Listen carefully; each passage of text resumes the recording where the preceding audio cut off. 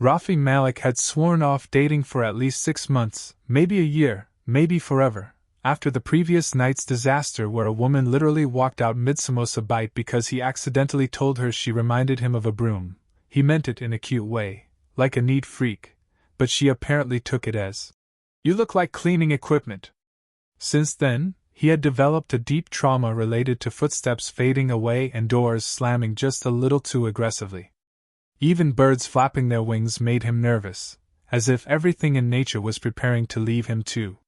So there he was in the park, sitting on a bench, feeding leftover samosas to pigeons that didn't judge him, didn't reject him, didn't storm out on him.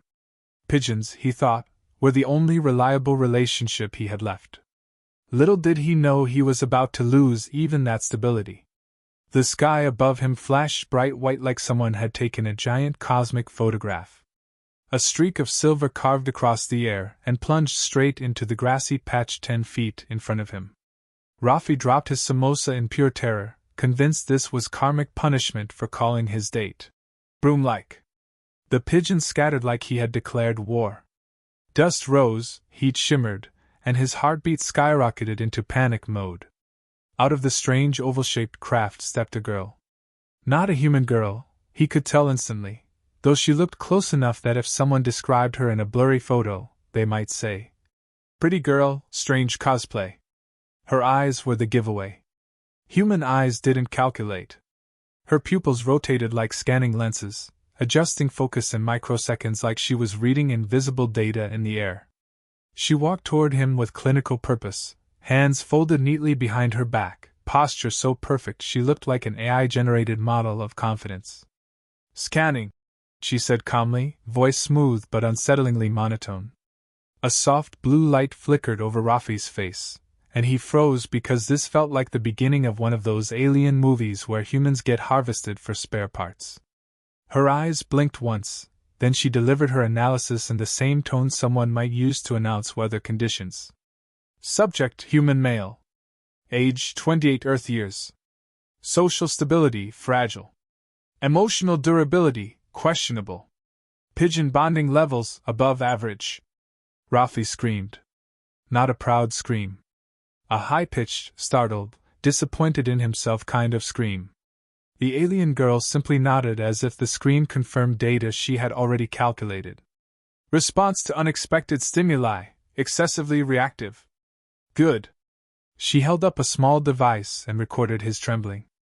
You meet the minimum panic threshold for bonded partners. Rafi blinked hard. What? What bonded partners? Who are you?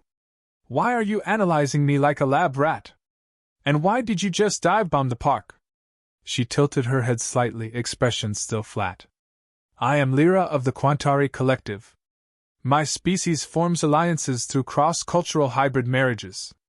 I have been sent to Earth to locate a stable human partner for my sister. My analysis indicates you are a top candidate. Rafi felt his soul leave his body. Candidate for what? She stepped closer, hands still politely behind her back, and announced with absolute sincerity. Marry my sister. She is a perfect match for you. Rafi's brain glitched. His mouth opened and closed like a confused goldfish. Lyra continued perfectly calm. You suffer from abandonment trauma. Every previous partner has physically vacated your presence. This indicates you require a spouse who cannot walk out on you. Rafi felt his chest tighten. Excuse me? How do you know about? She didn't let him finish. My sister has no legs. Therefore, she is physically incapable of abandoning you. This increases your relationship success probability by 97%. Rafi wheezed. What do you mean she has no legs? Lyra nodded politely. Correct. She lacks lower limbs. But she compensates with excellent upper body strength and telekinetic mobility. She is highly efficient. Rafi was too shocked to even run. His knees locked, his brain refused to reboot, and all he could manage was, I think you have the wrong guy. Lyra analyzed him again with a scanning beam. Incorrect. You scored highly in compatibility categories. You require stability. She requires entertainment. You require affection. She requires someone who is easily startled.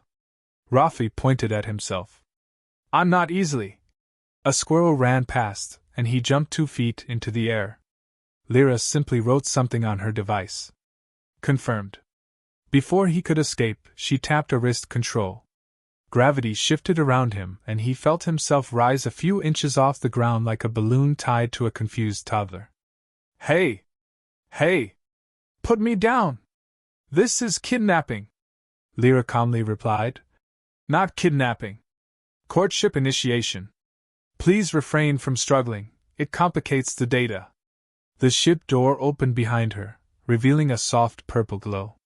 Rafi's heart hammered as he hung helplessly in midair. Lyra turned toward the opening. Sister, I have retrieved your human. A shadow moved inside. A feminine silhouette hovered, not standing, not sitting, floating.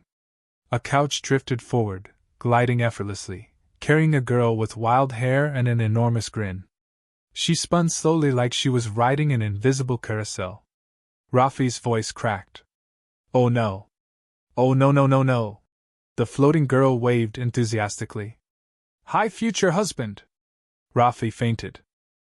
Rafi woke up staring at a ceiling he didn't recognize, smooth metal, glowing lines, and a soft purple pulse that felt way too calm for the level of terror inside his chest. He sat up fast, only to realize he wasn't sitting on a normal bed but suspended in some kind of floating cushion that bobbed like a lazy balloon. Before he could panic again, a voice echoed in the air, light and mischievous, like someone who enjoyed causing trouble just for sport. He's awake! Somebody record his face. Humans always look funny after fainting. Rafi turned his head and froze. The girl on the floating couch from earlier drifted toward him, riding her levitating seat like it was a throne on wheels, except it had no wheels, no legs, no anything, just soft humming energy under it. And on her lap? Nothing. Her body ended above the hips, smooth and natural, like her missing legs were simply a part of her normal life. She had messy hair, bright eyes, and a grin that was both adorable and slightly terrifying. She floated right up to him, leaned down so her face was inches from his, and whispered, Hi, fiancé. Rafi nearly fell out of the floating cushion. I am not your fiancé. I didn't agree to anything. She blinked at him, then telekinetically pulled his phone out of his pocket before he could even react. It flew into her hand like a loyal pet. Let's verify that. She tapped through his screen with lightning speed while hovering upside down, somehow. Ah, look at this. Your search history is adorable. Signs the date is going well. Spoiler, none of yours were. Rafi snatched at the air helplessly as she scrolled through his messages. Give that back. That's private.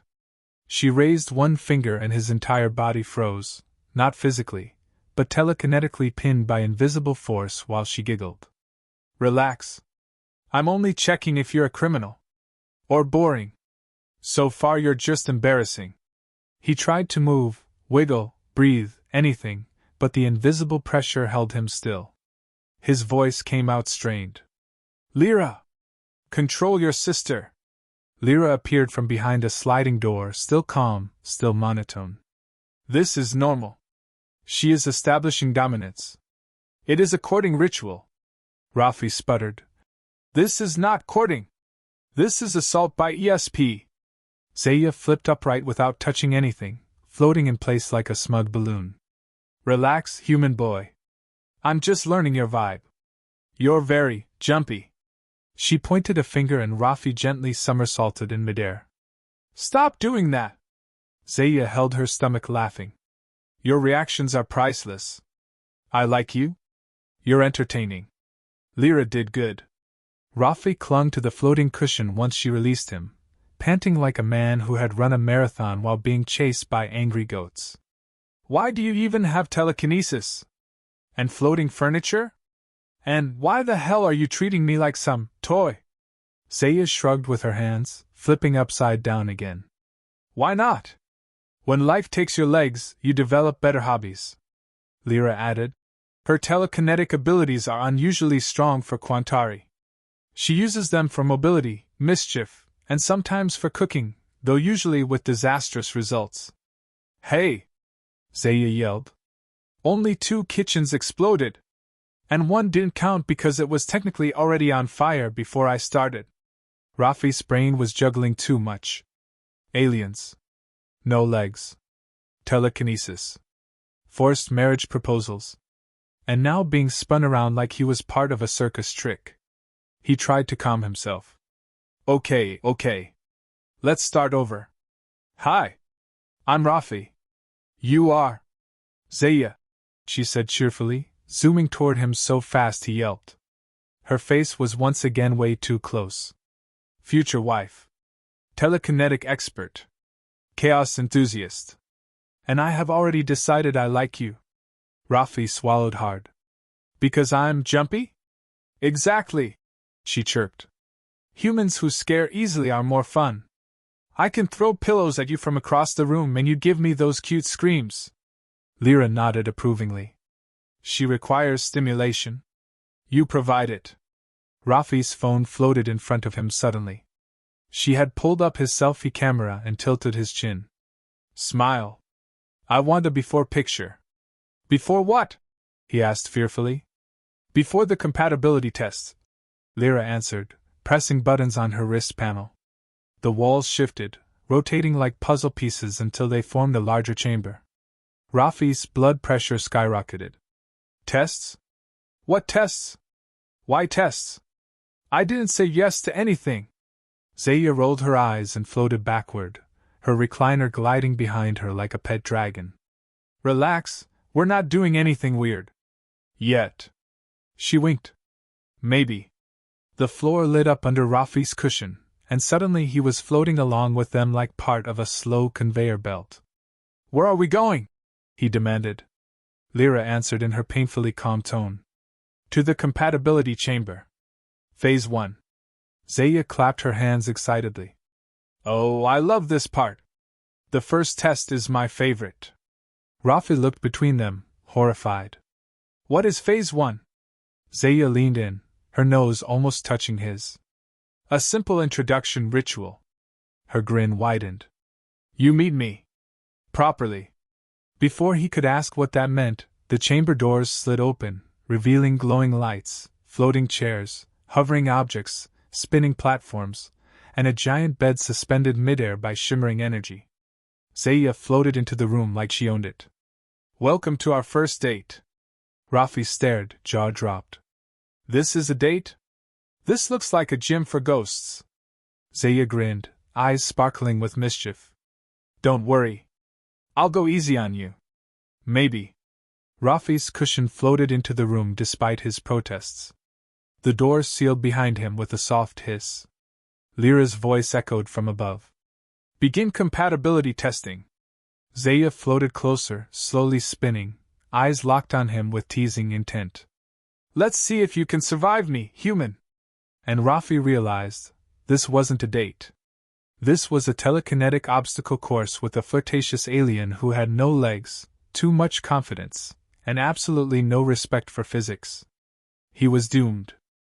Rafi barely had time to catch his breath before Zaya, hovering on her floating recliner like a mischievous queen, decided it was time to escalate the so-called compatibility test. She announced, with a grin that promised disaster, that Phase 2 would involve what she called the shared bath ritual. Rafi blinked, certain he misheard. "Bath?" he squeaked. Zaya nodded enthusiastically, twirling upside down while sending his towel floating a foot away. "It's important for human-alien bonding. Plus, you get wet. I get wet. Steam. Fun. Mutual hygiene. Essential for love." Rafi's internal panic meter skyrocketed. "Mutual hygiene? This is a trap." But before he could escape, she telekinetically nudged him toward a steaming chamber that looked suspiciously like a futuristic spa with gravity-defying water jets. Inside, the room was humid, with mist curling like smoke from an alien fire.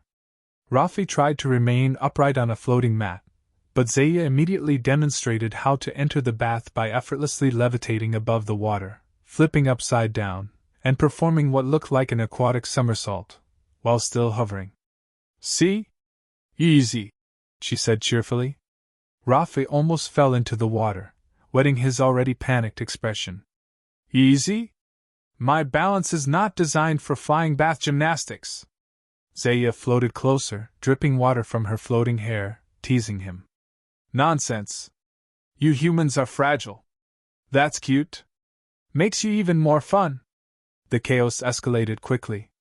Zaya decided to help Rafi wash his hair using her telekinesis. Shampoo bottles leapt from shelves like possessed acrobats, splashing over Rafi's head. His cries echoed against the misty walls. Stop! Stop! I can't handle.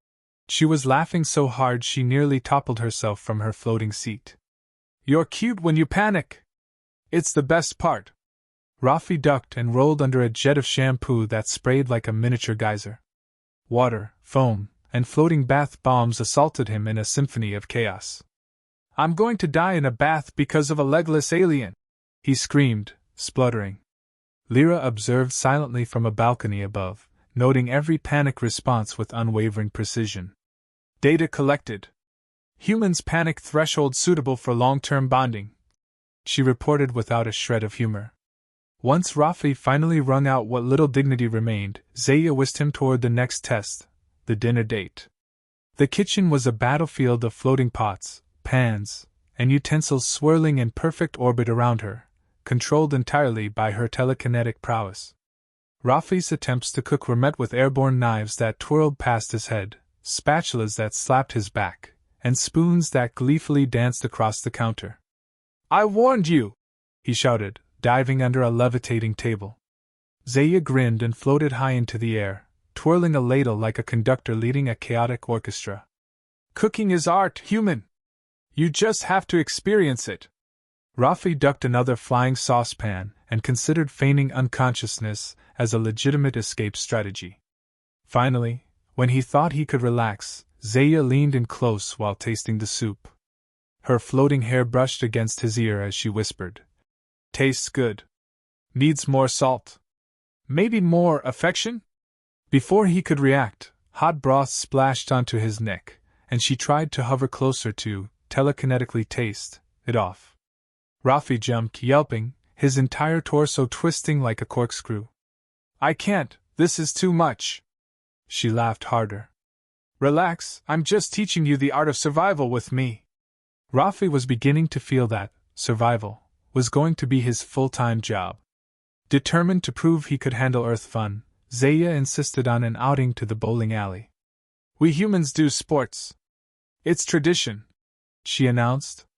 Rafi reluctantly agreed, expecting something harmless. He was wrong. Each time he tried to roll a ball, Zaya telekinetically lifted him off the floor, spun him like a pendulum, or subtly adjusted the pins mid-throw. Cheating?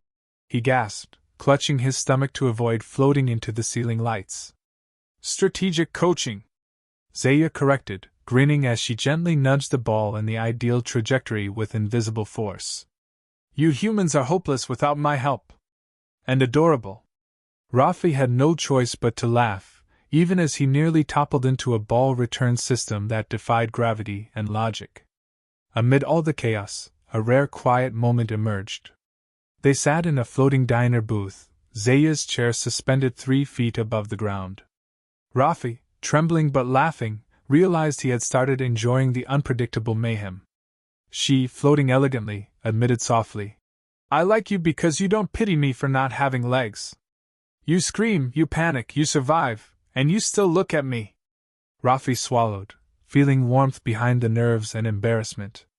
Humans survive in weird ways too, he said, forcing a laugh. We adapt. 2 legs, no legs, chaos, doesn't matter. We make it work.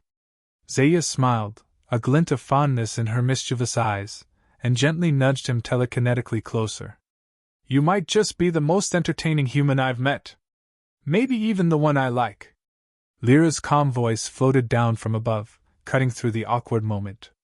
Compatibility evaluation, progressing. Phase 3, cohabitation trial imminent. Rafi nearly dropped his soda. Wait, cohabitation? We barely survived a bath and a bowling alley. Zaya spun in midair, floating over him with a grin. Relax, human. You're going to live with me now. And it'll be so much fun. Rafi looked around at the floating chaos, telekinetic soup splashes still dripping from the ceiling, and realized he was officially trapped in an alien, legless, floating nightmare, and he was already starting to enjoy it. He groaned, holding his head. Why did my life suddenly become a zero-gravity sitcom? Zaya leaned closer and whispered, because love is messy, scary, and hilarious. Welcome to our version of romance. And just like that, Rafi knew there was no turning back. The first morning of cohabitation hit Rafi like a meteor. He woke up to find his apartment completely unrecognizable. The couch was floating 3 feet above the floor, the fridge had somehow repositioned itself sideways against the ceiling, and a teapot hovered obediently in midair, dripping hot water like some kind of passive-aggressive fountain. Zaya glided in, reclining in her floating chair with a smug grin. Good morning, future husband. Don't worry, I only rearranged the place a little. Mostly for efficiency, and aesthetics, and entertainment. Rafi groaned, attempting to sit on the floor, only to find that gravity had shifted slightly, making him roll sideways into a stack of floating books. A little? A little? He yelled, wiping a smudge of levitating dust off his shirt. Zaya's laugh echoed through the room like music made from chaos. You humans really do overreact. I'm just optimizing your living space. Breakfast was no less hazardous. Zaya telekinetically prepared the meal, spinning plates, flipping pancakes in midair, and juggling eggs with the skill of a circus performer. Rafi ducked as a floating knife swooped past his ear. I swear to Earth, this is an assault on my morning. Zaya tilted her head, perfectly calm. No, it's a bonding exercise. You will survive it. That's what matters. He reached for a piece of toast, only to have it telekinetically lifted out of his hand and deposited neatly into Zaya's mouth. Sharing is caring, she said with a wink. Rafi muttered something incomprehensible under his breath, imagining a life in which breakfast didn't involve dodging airborne food and floating furniture. By mid-afternoon, they had settled into a strange rhythm. Zaya hovered about, reading human romance manuals she had downloaded from Lyra's data pads, attempting various seduction techniques that made Rafi choke on laughter. One involved her spinning upside down in midair, whispering sweet nothings while holding a floating rose.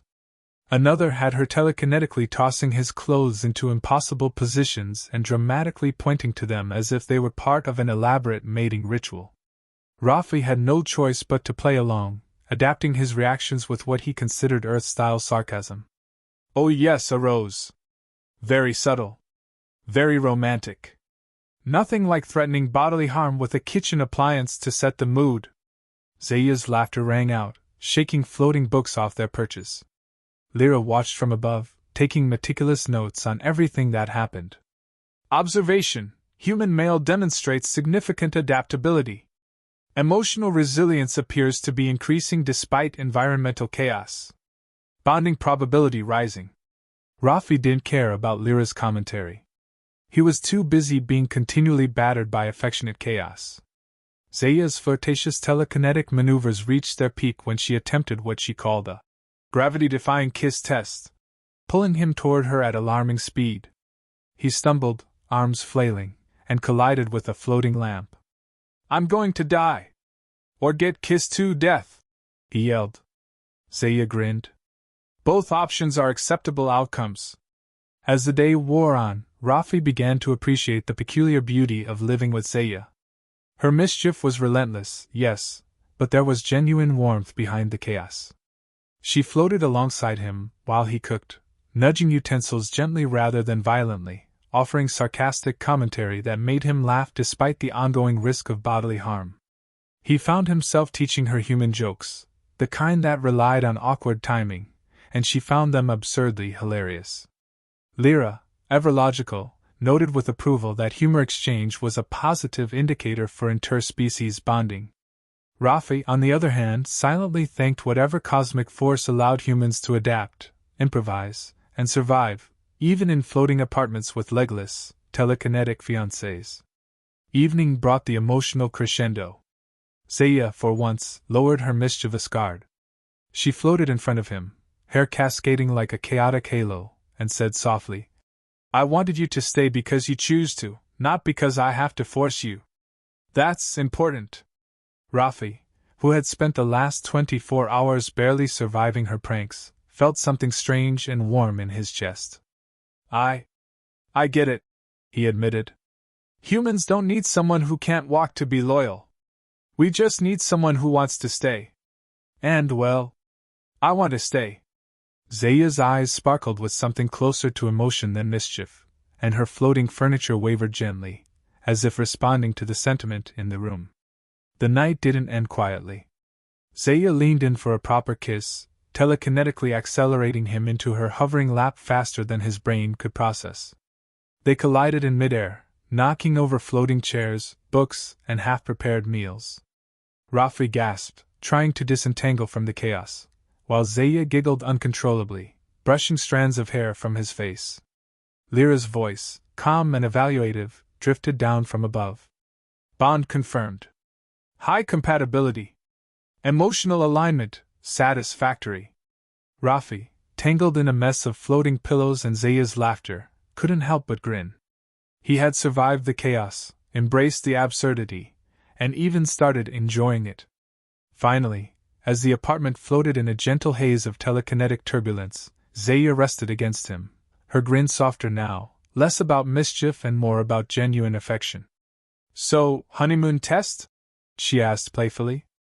Rafi, exhausted but exhilarated, held on to her floating form and shook his head. Please, one test at a time.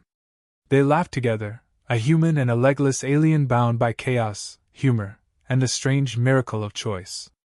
Around them, the floating furniture hummed softly, the lights flickered like stars, and the apartment felt like home. For the first time ever, Rafi realized that sometimes surviving absurdity could be the start of something wonderfully, wildly alive.